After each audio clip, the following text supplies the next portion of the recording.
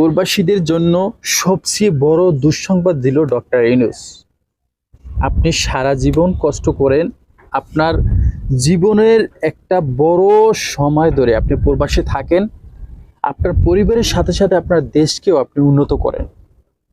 শুধু দেশ না, এই দেশের যত সরকারিজীবী মানুষ রয়েছে তারা কিন্তু আপনার টাকায় চলে। বড় একটা দেশের অর্থনীতি আসে প্রবাসী রেমিডেন্স থেকে, এবং বড় বড় চেহারে বসে বসে দেশের উচ্চতম কর্মকর্তারা আমাদের টাকায় চলে। অথচ আপনার জন্য কত বড় দুঃসংবাদ দিল এই সরকার, সেটা আপনি কল্পনাও করতে পারবেন না। দেখেন, আপনি প্রবাসে কেন থাকেন, কষ্ট করেন, আপনার যৌবন এবং শক্তি সবকিছু কিন্তু আপনি বিদেশের মাটিতে অপচয় করে আসেন, বিনিময়ে নিয়ে আসেন কিছু টাকা, অর্থ সম্পদ, আত্মীয় স্বজনের জন্য বড় ধরনের কিছু গিফট নিয়ে আসেন, যারা আপনাকে স্মরণীয় বা মনে রাখার জন্য বা তাদেরকে খুশি রাখার জন্য। ইভেন আপনার একটা ভাই থাকতে পারে, একটা বোন থাকতে পারে, তাদেরকে খুশি করার জন্য তাদেরকে টাকা পয়সা দিয়ে কিন্তু সবসময় খুশি করা যায় না।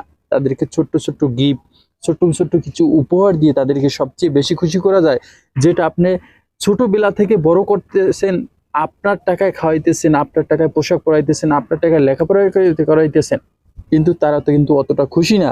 কিন্তু যখন আপনি দেশের মাটিতে পাড়া দেন এবং ছোট্ট ভাই বা ছোট্ট বোনের জন্য একটা ছোট্ট একটা গিফট, এটা হতে পারে একটা আইফোন, একটা আইপ্যাড, বা হতে পারে যে কোনো একটা স্মার্টফোন নিউ, বা হতে পারে আপনার একটা স্বর্ণের চেইন, বা হতে পারে একটা আংটি, দ্যাটস ওয়াই অ্যানাদার্স, যে কোনো একটা পার্সোনালিটি, যে কোনো জিনিস হতে পারে সে জিনিসগুলো আপনি নিয়ে আসেন। এটার মাধ্যমে কিন্তু আপনার আত্মীয় স্বজন, আপনার ছোট্ট বোনটা, ছোট্ট ভাইটা, আপনার শালিটা, আপনার শালাটা, ইভেন আপনার ওয়াইফকেও খুশি করার জন্য এই গিফটগুলো নিয়ে আসতে হয়। কিন্তু বর্তমান সরকার যে একটা আইন করলো, গেজেট পাস করলো, সে আইনে এত বড় একটা প্রবাসীদেরকে বাধা দিয়ে দিল, যে বাধাটা কখনো কল্পনাও করতে পারে না যে এই সরকার এটা আমাদের জন্য করবে। আসলে সে বাধাটা কি? ধরেন আপনি এতদিন প্রবাস করে আসছেন, দেশের মাটিতে আসবেন, একটা বউয়ের জন্য স্মার্টফোন নিয়ে আসবেন, একটা ছোট ভাই বা বোনের জন্য একটা স্মার্টফোন নিয়ে আসতে হবে, বা আপনার বড় ভাই থাকলে তার জন্য নিয়ে আসতে হয়, ইভেন একটা শালি থাকে বা শালা থাকে তাদের জন্য নিয়ে আসতে হয়, বা দ্যাটস ওয়াই আত্মীয় স্বজন হতে পারে, যে কেউ হতে পারে, তার জন্য নিয়ে আসতে হয়। বাট আপনি কি জানেন যে একটা নতুন স্মার্টফোন আনতে পারবেন 30 জুনের পর থেকে, দুইটা আর আনতে পারবেন না।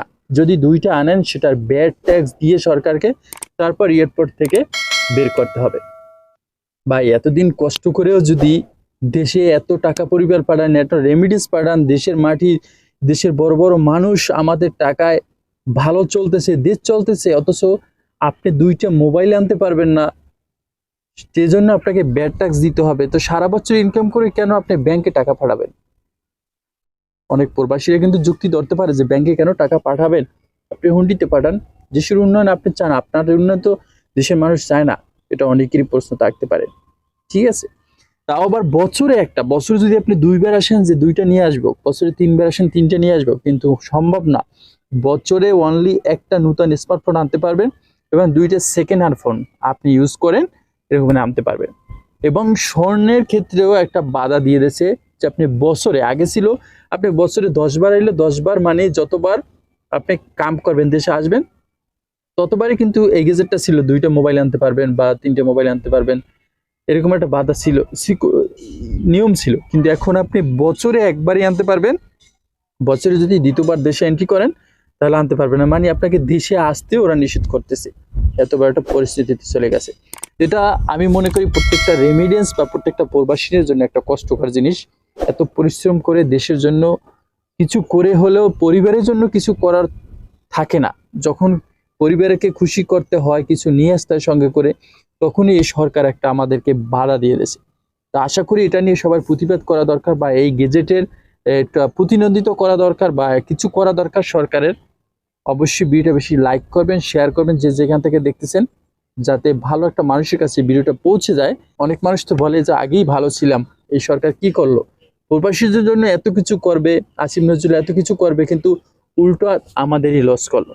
আসলে এটা উচিত নয়। যারা যারা একমত আছেন কমেন্টে কমেন্ট করবেন, মতামত জানাতে ভুলবেন না। চ্যানেলটি অবশ্যই চ্যানেলটি সাবস্ক্রাইব করেন। ভিডিও যদি ভালো লাগে অবশ্যই লাইক করবেন। নেক্সট কোন ধরনের ভিডিও চান কমেন্টে জানাতে পারেন। ভালো থাকবেন, যে যেখানেই থাকেন প্রবাসী মাটিতে। আসসালামু আলাইকুম।